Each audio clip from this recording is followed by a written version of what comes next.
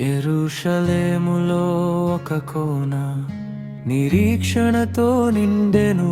రోగులు చేరిన చోట నిశ్శబ్దమైన ఆరతి. 38 సంవత్సరాలు ఒక మనిషి కన్నీరు నీరు కదిలే ఆ క్షణం. నాకు అవకాశం ఏది? ఎవరు లేరు చేయి పట్టేవారు, ఎవరు లేరు నన్ను దించేవారు.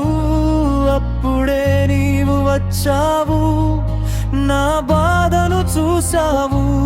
అప్పుడు అడిగావు, నీవు స్వస్థపడగోరుచున్నావా?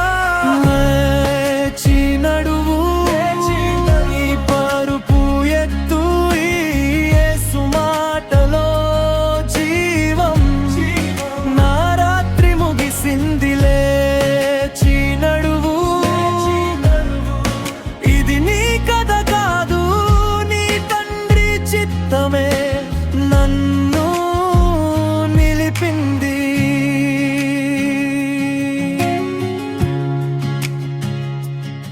వేళ్ళు బలహీనమై నడకే మరచిపోయా.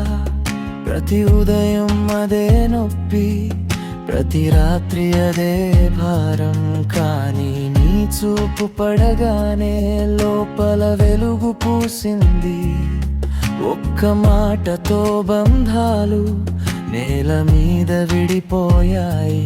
అడుగు ముందుకు, భయం వెనుకకు. అడుగు ముందుకు, అపకీర్తి వెనుకకు. నీ స్వరం వినగానే నా శరీరం లేచింది. నీవు చెప్పిన చోటనే స్వస్థత ప్రారంభమైంది. లేచి నడువు, నీ పరుపు ఎత్తు, యేసు మాటలో జీవం.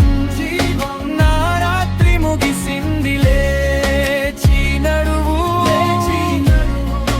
ఇది నీ కథ కాదు, నీ తండ్రి చిత్తమే నన్ను నిలిపింది. విశ్రాంతి దినమని కోపం రగిలినా, కృపకు సరిహద్దు లేదు. నీ పని నిలువదు. నన్ను పిలిచిన స్వరం ఇప్పటికీ వినిపిస్తుంది. ఆ స్వరం చెప్పేది,